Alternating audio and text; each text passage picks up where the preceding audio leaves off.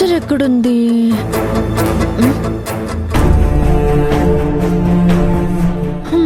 కూతుర్ని ఎక్కడ వదిలేసి ఆ తల్లి ఎక్కడికి వెళ్ళిందో. సంజయ్ ఇంటికి వెళ్ళే ఛాన్స్ లేదు కాబట్టి ఇంట్లోనే ఏదో ఒక పని చేసుకుంటూ ఉంటుంది. ఇంతకీ చార్జర్ ఎక్కడుంది?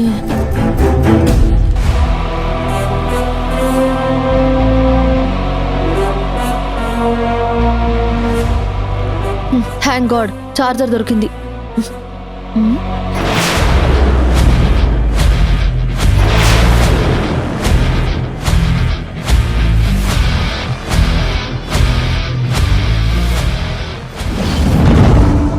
ఇదేంటి పాప ఫోటోలా ఉంది?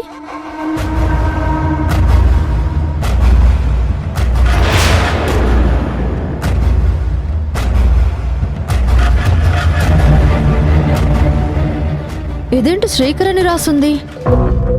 అంటే ఇది శ్రీకర్ ఫోటోనా? తను చిన్నప్పుడు ఫోటో అనుకుంటా. ఈ పాపను ఎక్కడో చూసినట్టుందే.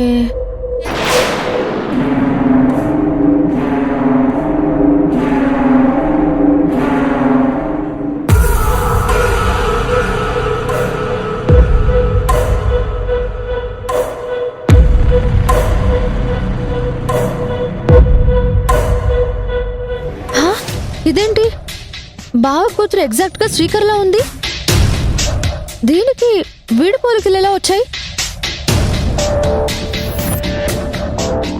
అంటే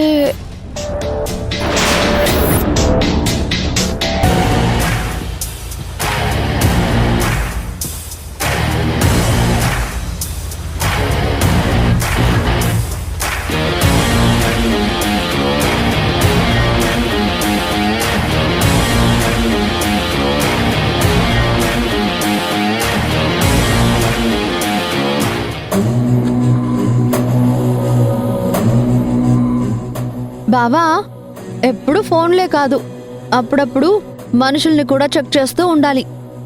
అవును, స్టార్టింగ్ నుండి నిన్ను కరెక్ట్గా చెక్ చేస్తుంటే ఈ పాటికి నువ్వు మీ ఇంట్లో ఉండేదానివి, ఈ ఇల్లు ప్రశాంతంగా ఉండేది. ఏంటి బాబా నువ్వు? నేను ఒకటి చెప్పాలని వస్తే నువ్వు మరొకటి అర్థం చేసుకుంటావు. నువ్వు చెప్పేది ఎవ్వరికి పనికి రాదు కాబట్టి, ఏం చెప్పినా ఫైనల్గా గొడవే అవుతుంది కాబట్టి. బావా నా మీద మరీ అంత నెగటివ్ ఫీలింగ్ పెట్టుకోవద్దు. నేనెప్పుడు నీ వెల్ విషర్ని. వెల్ అంటే నుయ్యా? నన్ను అందులోకి తొయ్యడమే నీ విష? చిచిచి, ఇంగ్లీష్ రాని వాళ్ళు కూడా మరీ ఇంత దారుణంగా అర్థం చేసుకోరు బావా. నీకు మాట్లాడడానికి ఎవ్వరూ దొరకలేదు, నా తల తింటున్నావు. విసిగించకుండా ఇక్కడి నుంచి వెళ్ళు. బావా నేను వచ్చింది తల తినడానికి కాదు, మైండ్ బ్లాక్ అయ్యే విషయాన్ని నీకు చెప్పడానికి. విషయమా? విషం పెట్టకపోతే చాలు. బావా అవును, నువ్వు చెప్పే మాటలు మనసుని పొల్యూట్ చేస్తాయి, మనిషిని ఇన్ఫ్లుయెన్స్ చేస్తాయి. అలాంటివి నా దృష్టిలో విషంతో సమానం. ఓ అదా? అయితే అలాంటి విషం పెట్టేది నేను కాదు, మీ ఆవిడ వింధ్య. ఏం వాగుతున్నావు? అవును బావా, ఎన్ని రోజులు మంచితనం నటిస్తూ మీ అందరి నమ్మకాలతో ఒక ఆట ఆడుకుంటోంది వింధ్య. మసిపోసి మారేడుకాయ చేయడం అంటారు చూడు, ఆ టైప్ గేమ్ ఆడుతూ నీతో సహా అందరినీ మోసం చేస్తూనే ఉంది. వింధ్య క్యారెక్టర్ నువ్వనుకున్నంత మంచిదేం కాదులే బావా. మౌనిక, వింధ్య గురించి ఇంకొక మాట ఎక్కువ మాట్లాడితే ఏం చేస్తానో నాకే తెలియదు. బాబా నేను చెప్పేది. వద్దు,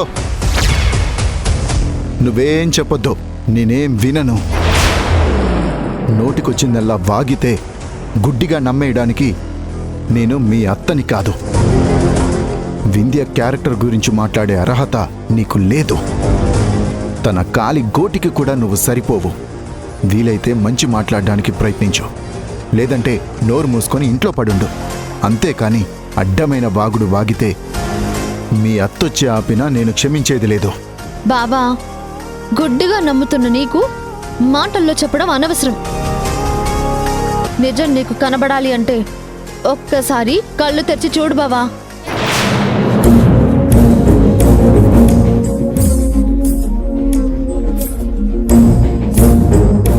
ఎవరి ఫోటో ఇది?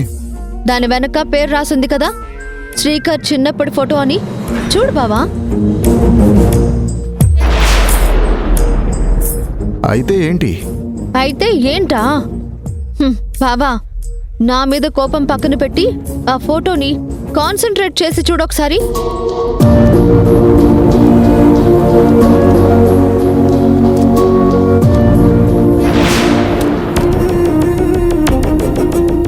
ఇంకా స్పష్టంగా కనిపించే సాక్ష్యం నేను చూపిస్తానుండు.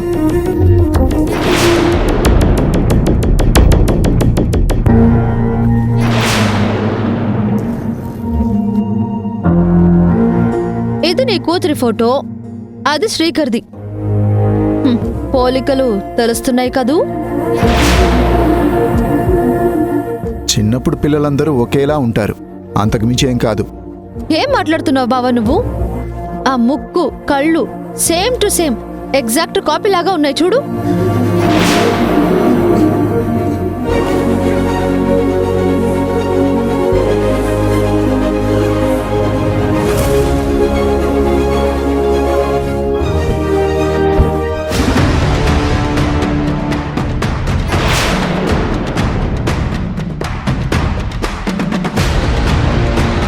ఫోన్ ఛార్జర్ కోసం రూమ్ లో చూస్తుంటే వింధ్య చాలా భద్రంగా తన హ్యాండ్ బ్యాగ్ లో దాచుకున్న ఫోటో నా కంట్లో పడింది.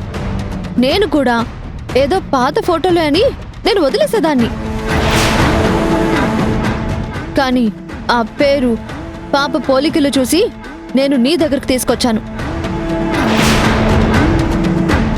వింధ్య క్యారెక్టర్ మీద నాకు డౌట్ ఉందని నేను చెప్పట్లేదు, కానీ ఒక భర్తగా భార్య గురించి అన్నీ తెలుసుకుంటే మీ ఫ్యూచర్కి, పాప ఫ్యూచర్కి చాలా మంచిది బావా. ఒక మనిషి మీద నమ్మకం ఉండొచ్చు, కానీ కళ్ళ ముందు కనబడుతున్న నిజాన్ని అబద్ధమని వాదించలేం కదా. నాకు తెలిసింది నేను చెప్పాను, నీకు నచ్చింది నువ్వు చెయ్యి. బావా, నేనెప్పుడు నీ వెల్ విషర్నే, ఎప్పుడూ నీ బాగే కోరుకుంటాను. ఈ కుటుంబం పరువు బావిలో పడకుండా కాపాడుకుంటాను. ఇంతకు మించి నేనైతే ఏం చెప్పలేను.